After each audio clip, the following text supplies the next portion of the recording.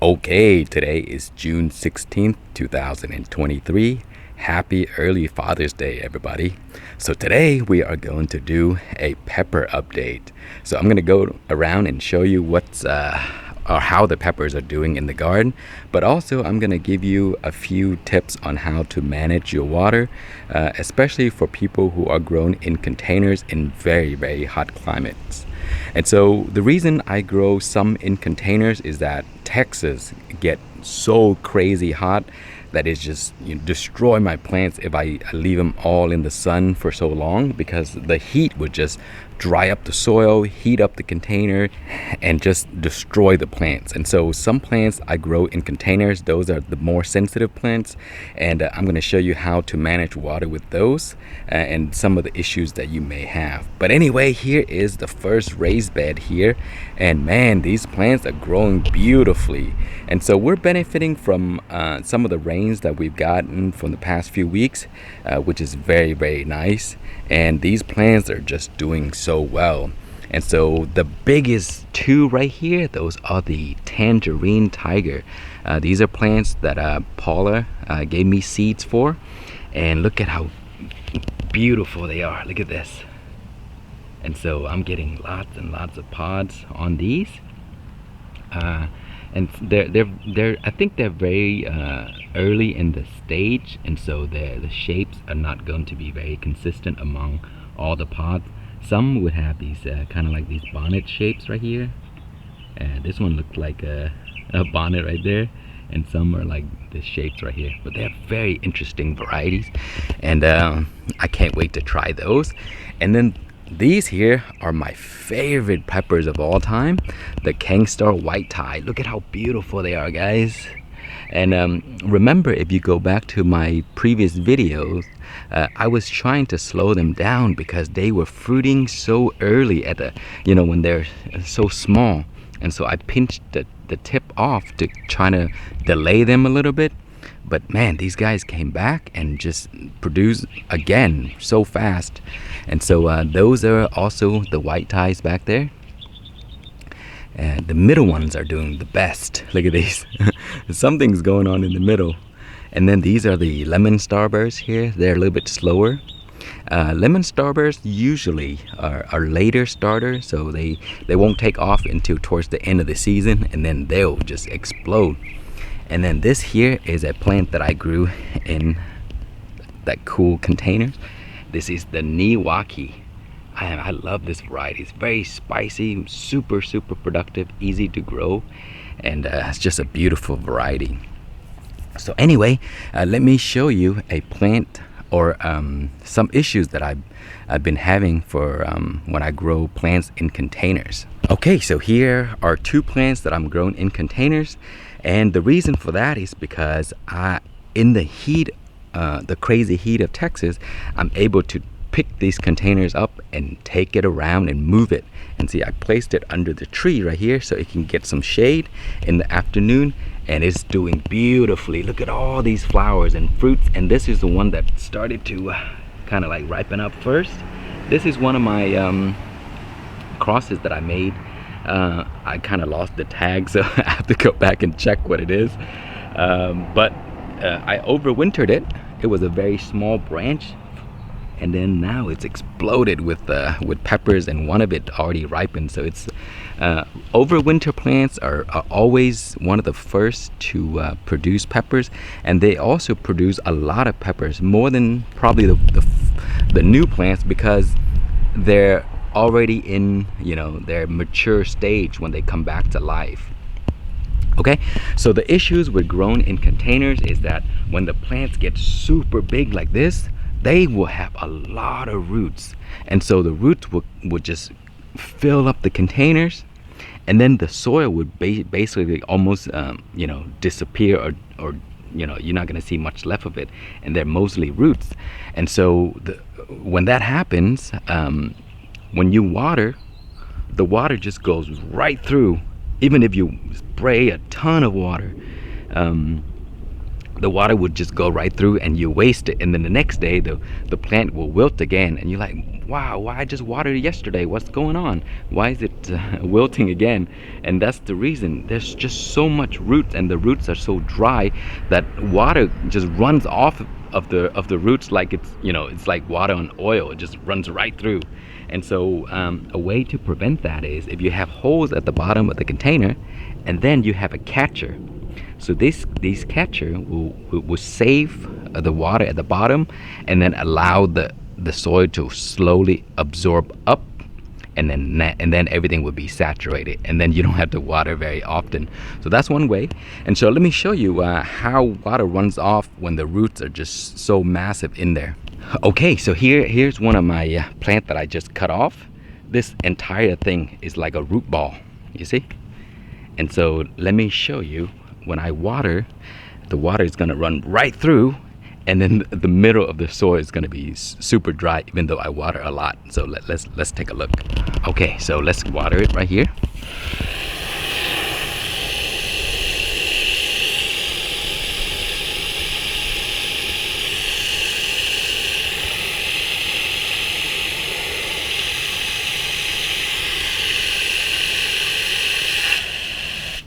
See, that's a lot of water I just gave the bucket. Okay, and so now we'll watch the water run off. You see how it's just draining right through, and look at that, it's just running right out. You see? So you see all those wasted water, and even if you water a whole bunch, it'll just run right out. So the reason for that is not because of your soil mixture. Sometimes you have great soil mixture that retain water well, but because the root ball is just so big. You see that? You see? Look, if I lift this up, look at that. You see how dry that is? And that's what the roots will do to the bucket. And especially when the sun dries the bucket up so fast, it'll look like that. So you see, it looked like you didn't water at all. So you see, this is completely dry right here, and so the water would just run right off. And so that's one of the problem when you grow in bucket systems. The roots is just so massive, it just winds her up, and it just takes the entire bucket, and then it has little holes that allows the water to just drain right through, and while it's still dry, even though you water a ton of you know, you added a ton of water. And so that's one of the problem, and this may be a huge problem for a lot of the new growers. And so that's why I wanted to emphasize on that. So have something at the bottom to catch it, so that the water doesn't run off and you don't waste it. And then once the water sits there, it'll slowly go back into the container, and then it'll saturate the soil, and then you get a nice, you know, well watering for the bucket without having to waste too much water. And the next thing people usually ask is, what do I use to fertilize my plant? And I like to keep things very, very simple. And so I only use one type of fertilizer the entire season, and this is it's the Job's organic vegetable and tomato. It's very stinky, which works so well. And so this is what I've been using. And remember, do not over fertilize your peppers. There are just so many problems. One of the main problems is cause your plants to be brittle and weak, and another problem, it will draw aphids to the garden like crazy, which will destroy your plants.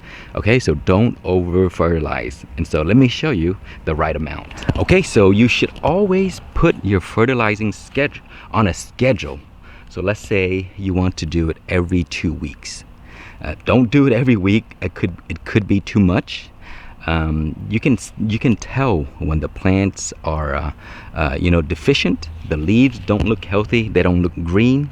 You know, they start to drop off. Sometimes they have little dots and stuff like that, and that could be all kinds of different reasons. It could be too much watering as well. So check your how wet the soil is, and if your plants are just swimming in water all the time, the soil is just too wet, your roots have to breathe. and so you want just a constant moisture, but you don't want it soaking wet. Just like if you dip your fingers in the pool for a long time, it start to wrinkle. The plants go through the same process. It can't breathe, so it start to show some signs of like deficiency, like yellow leaves, sometimes spots, and then when you touch it, it falls right off. That could also mean, you know, if you check the soil and nothing's, you know, it's normal and it's good, then it could be because it's lacking nutrients, and so you need to fertilize. So I don't fertilize right onto the plants, or I don't. Sometimes I just throw it at the top and I'll water it in. But sometimes when you throw it at the top, you water it runs off, and so you kind of waste it. And so for me, I kind of, you know, just put a little pocket like that, and then I'll just go and get like a spoon right here, and then cover that up, and then when you water, it still remains there, and then it could spread out for the plants to get it. Okay, so do that. That's how you fertilize your plants. Don't do it too much. Just put your fertilizing on a schedule. Every 2 weeks is perfect, and then you will have beautiful plants that will produce all season for you. They're going to be super healthy, and they're not going to have aphids at all. So this season I don't have any aphids because the plants are nice and strong. They just don't attract aphids, and when the plants are nice and strong, they also attract other bugs that come that will fight off all the bad bugs, and so that's also a good thing. Okay, so that's my first raised bed right there. So let me show you a few more. Here are some plants that are just starting to grow because I'm actually taking care of this now. So these are habanero right here, and those are I think they're Tabasco. You see here, you see this is a sign of deficiency right here. You see that? So this area hasn't gotten any you know, fertilizer and all that stuff. I just revitalized the soil. I give it a new mixture. I added some amendments like what was it, peat moss, and I mixed it all in so that it can kind of like retain the soil in this area, because again, I grew these here, arugula here, and there's just so much roots at the bottom, and when I water, it goes right through. And so I kind of remixed the soil, and now the plants are looking much better. See this one's looking good, that one's deficient. Okay, but I fixed it. So you see the new leaves are looking good, and those are looking good.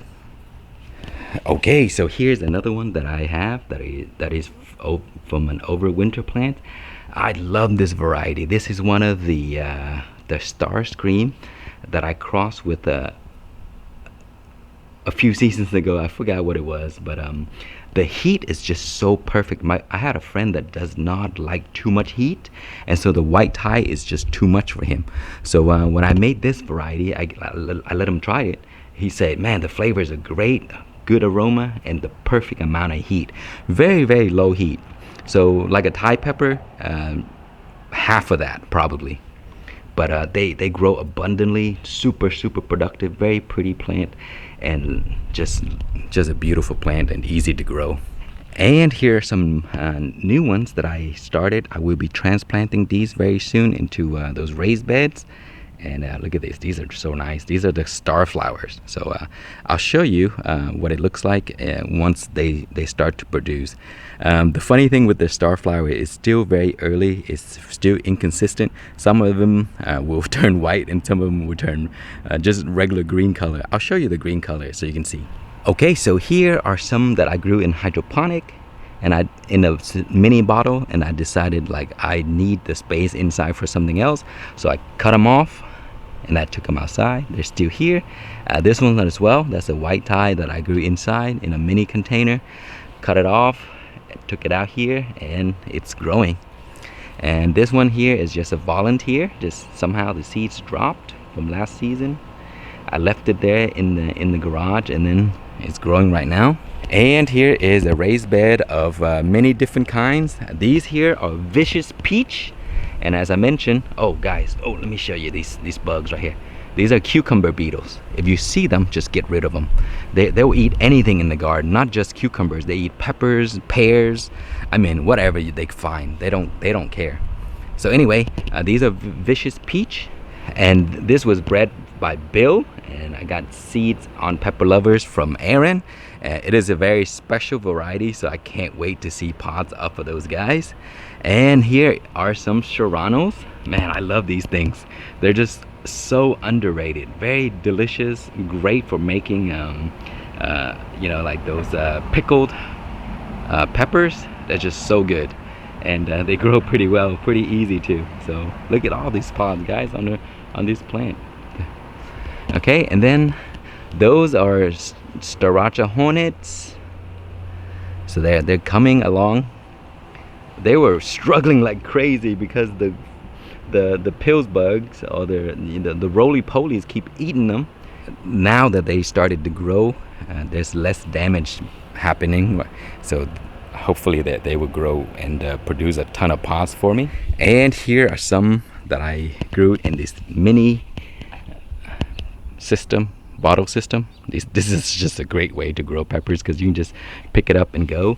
These are Niwakis again, beautiful variety. I love them, and look how beautiful they are. Just a small container like this, you can get a lot of peppers, and those are easy to move around.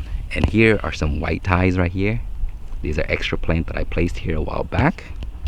And finally, this is the StarrFlowers, and this is it happens to be the green one, as I mentioned earlier. And so you know, every so often you get a green one, but usually they should be lighter green, and then they turn white.